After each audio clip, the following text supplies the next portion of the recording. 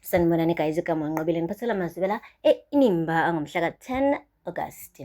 Yo guys, inkulu indaba ngozethu. Namhlanje-ke bekuwusuku lokuthi adischarge lapha esibhedlela akugoduke nomntwana. Kanti-ke bekulokugcizelelwa kuthiwa uzethu ngiyakwazi ukumnakekela umntwana eyedwa njengoba nje first time mom, and kumele kube khona umuntu-ke azomlekelela ngoba ngathi impela ugele uyastrugglisha.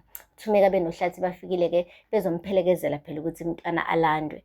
Theme befika khona-ke umntwana bambuza uzethu ukuthi kumele-ke athathwe ubani kuqala, bathi makathathwe uhlathi, kodwa-ke uthumeka wathi hayi uzothathwa yimina. Wamthatha kuqala umntwana-ke wamncoma, wathi unekhala lalikamva, unamehlo kalikamva, yonke into nje kalikamva, isiphongo salikamva, okumane kwenza ukuthi-ke uzethu acasuke. Udadewabo-ke uthokozile, usho kahle wathi hayibo, yonke into yayisibanjaya kamabandla, le ndlebe lezi ey'kazethu, kanti ulikamva wamenza yedwa lo mntwana. Le ndlebe lezi ezakasithole lezi ndlebe ngiyazibona mina, futhi nalo mlomo nje ukazethu. Okay, emva kwalapho-ke uthumeka wababuka nje kambe waqhubeka wayidlalisela umntwana. Guys, sekusuka lapho kafika unesi nsiki-ke ezosho ukuthi kumele kwenze i-birth certificate yomntwana, kanti-ke kumele umntwana-ke aqanjwe igama-ke ngoba phela bese beyigcwalisile yonke imininingwane kazethu, bayigcwalisa yonke imininingwane kalikamva esitifiketini, sekushoda igama lomntwana.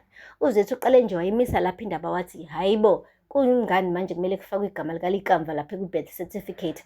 Washo kunsika ukuthi hhayi, ekhona engekho emhlabeni ubaba wengane kumele kufakwe igama lakhe laphaya ku-birth certificate. Uzethu angayizwa kahle le ndaba le, kodwa-ke umane nje washo kuqala uthumeka wathi hhayi uvakele lo igama lakhe, kanti-ke isibongo wakamabandla. Wathi uzethu woka wo, ngithwala ubunzima obuningi kabi nalo mntwana, ngibonile ukuthi hhayi cha, kona ngishizilile, ngase ngabona kungcono ukuthi leli gama elithi okuhle limfanele, okuhle sithole. Kwashuba guys. Wathi nje uthumeka okuhle ini vele. Hhayi, lo mntwana lo uze ngomthandazo, sathandaza, yingakho nje ephila ewumqemane. Igama elithi vakele limfanele. Uthokozile. Wathi yabona nina abantu makababandla, ngiyanibona ukuthi kahle nifuna ukuzosiphatha nina. Lo mntwana lo okuhle lo, owakasithole futhi akasiyeni wakamabandla. Guys, baqhuthana esibhedlela. Uzethu waze wabona kungcono ukuthi angabe sagoduka-ke eyohlala laphaya kamabandla, amane ahambe nje ayohlala kubo kasithole. Wabuza uthumeka ukuthi ingane izonakekelwa ubani. Wathi ukhona udadewethu uThokozile uzongisiza. Angithi Thokozile, wavuma uThokozile wathi vele ngizokusiza wena dadewethu. Asikhathelile abantu bakamabandla bafuna ukuziphatha, bathi le ngane yabo bafuna ukuziphuca ingane, siyahamba dadewethu siye ekhaya. Kwaphatheka kabuhlungu-ke, kabuhlungu kakhulu-ke guys ukuthumeka lokho, ngoba besisey'tshelile nje ukuthi uzobe ugreni ongasukumi phansi kule ngane, ayinake day in day out. Uze washo ukuthi ngisho ngawu-12 ngisho ngawu-2 ntathakusa uzethu nje angayixaki, umntwana uzomgada yena akana-stress. Guys, hambile-ke uzethu-ke benodadewabo uThokozile bafika endlini, hhayi kwakuhle kwanjeyaya. Kwaqala-ke manje wangena i-phone call ye-boyfriend kaThokozile kuthiwa Steve, and lo Steve kade ayizama ukumfonela-ke uThokozile lokafika lapha endlini engayimbambi ifoni yakhe, engayibambi inhlobo, and for the first time kuyena okhola back. Umane nje wathi nje uThokozile ngiyabuya, waye-answer egijima i-phone call. Uzethu wasala kanjalo nengane. Isuka lapho-ke nengane yabukisa guys, yakhala. Wathi thula yakhala ingane. Uzethu akafikela nanokuthi akhiphe ibele ayincelise ingane uma ikhala, uyajama nje abe i-robot, akazi nanokuthi enzeni ngengane. Lapho uThokozile-ke usebuyelile-ke kulama games akhe okwehla enyuka nabafana. Ngathi nje njengoba kufona uSteve maduzane uzoqoqa yonke imithwalo yakhe aphindele la avela khona, ebese uzethu usala yedwa amkhumbule uthumeka lo kade ambhampela. Guys, kusazoshubana ayakupheli-ke lapho le kongcukana bhikisha guys, nakhona kuney'nto zakhona nje. Shuthi-ke namhlanje kuqale nje kamnandi kwaba njenge-honeymoon phakathi-ke kukaZoleka beno-Lazarus, bediscuss indaba-ke yomshado lo omhlophe phela abawuplanayo. Ushilo-ke uZoleka ukuthi hhayi impela njengoba yonke into-ke kade isendleleni yabo isisukile, efana njengabo-ke olwandle laba nama-shares aseZondo Technologies, sekuyisikhathi ukuthi bafokhase kwi-future, okuwukuthi-ke bashade guys. Ushilo-ke uLazarus ukuthi go ahead, plan whatever you want to plan, mina I am here. Wathi yazi bengicela ukuthi ngicontribute nje imali nami kulo mshado ngoba ngifuna ube indumbe ezulu. Wathi ayibo, akunasento ozolicontribute kulo mshado wena. Khumbule phela wena ukuthi umakoti wami, futhi uma ukuthi uyacontribute kufanele nokuthi uyazilobola phela. No, wena your job is to dream. Mina, my job is to make your dreams come true. Guys, waqede lapho wathi ungakhathazeki ngemali. My pockets are deep. Hey, they are deep. Yangizwa, they are deep, deep, deep.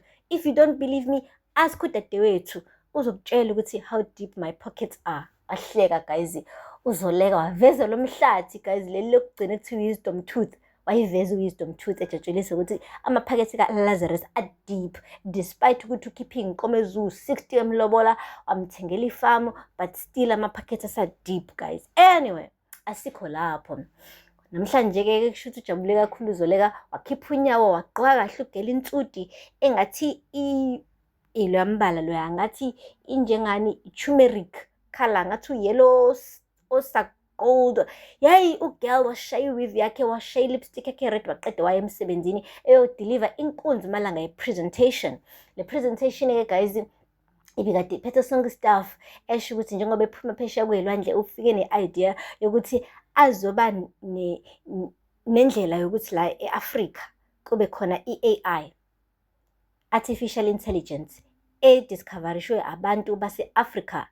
So uzoyivula e-Europe i-office yakhona and izorawnwa ngulo mfana lo usanda ukuphuma koluka-ke phela u-Azande. Azande was so happy ukuthi uzoba ne-office lakhe e-Europe-ke, kube uyena-ke ophethe-ke kule innovation entshasha ebiza ngokuthi-ke i-African AI. Guys, ujabulile waba impressed uLazarus ukuthi-ke unkosikazi wakho ufika nama-ideas amakhulu azowenza inkampani-ke ikhulu idlondlobale. Kanti-ke ekujabuleni kwakhe futhi uzophinda futhi akhulume indaba engeke izimphathe kahle neze uZoleka.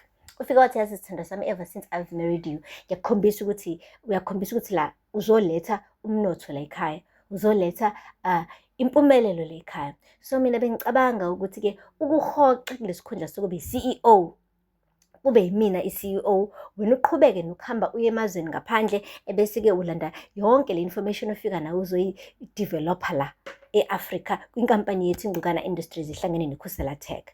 Hayi uZoleka wahleka wathi angikuzwa kahle. Uthini? Wathi ya ngizama ukutshela ukuthi lesi sikhundla sokuba i-CEO kona hayi ngathi sikufanele, wena ufanele ukuthi ufike nama-ideas njengoba ufika nje nawo uqhubeke wenze lo msebenzi because you are good at it, ebese uyeka lesi sikhundla sokuba i-CEO kube isami. Wathi uZoleka hayibo uyangidemota kahle kahle wena phela manje, this is a demotion, uyangehlisa esikhundleni uyangidiliza. Kwaqala waxatshana guys, i-honeymoon yaphela kanjalo guys, just like that. uLazarus kodwa ngiyamsola, ngathi useqala manje ukusaba, manje uyam-intimidate unkosikazi wakhe manje ngoba ngathi she is very smart, she comes very very smart and powerful njengamanje, uqhamuka nama-ideas naye ngoqobo lwakhe nje angakaze wacabanga ukuthi engase evumbuke lapha eKhusela Tech naseNgcukana Industries. Manje usefuna ukumhlutha lesi sikhundla ukuze at least uLazarus kube khona into abambelele ngayo e-powerful, because manje uZoleka is getting more and more powerful and ngathi ubhuti useyaba novalo, usengenwa amanzi emadolweni. Kodwa-ke guys, one thing I know for sure is that ayizuba right i-relationship yabo after lento eshiwo Lazarus. Ngathi impela kuzobe qala-ke manje kuba khona ukuxabana phakathi kwabo bobabili ngoba uLazarus uyena owatshela uZoleka ukuthi akabe yi-CEO. Manje mase sethi futhi ungabe i-CEO, lokho kuza sengathi kuyena kahle kahle akasamthandi enough, and nokuthi nje ngathi akasafanelwe ukurana leya nkampani, kodwa seyirana isikhathi eside kangaka kahle ngaphandle kwamaphutha guys. So ngenzeka ukuthi-ke kwayilo mshado lo plan wayo ungabe usaba khona ngoba phela ukuze umshado uqhubeke kumele kube happy kwi-relationship. Uma ukuthi i-happiness ayisekho, then what's the point of having this white wedding? There is no point. But guys, asike hlaleni sibuke ukuthi-ke izophetha kanjani-ke le ndaba. Aphela lapha amazibela namhlanje, ngakhohlwa subscribe and like and comment. Until next time, bye. Sanibonani guys, igama nqobile ngiphathela amazibela inimba angomhla ka-10 August. Yo guys, inkulu indaba ngozethu. Namhlanje-ke bekuwusuku lokuthi adischarge lapha esibhedlela akugoduke nomntwana. Kanti-ke bekulokugcizelelwa kuthiwa uzethu ngeke akwazi ukumnakekela umntwana eyedwa njengoba nje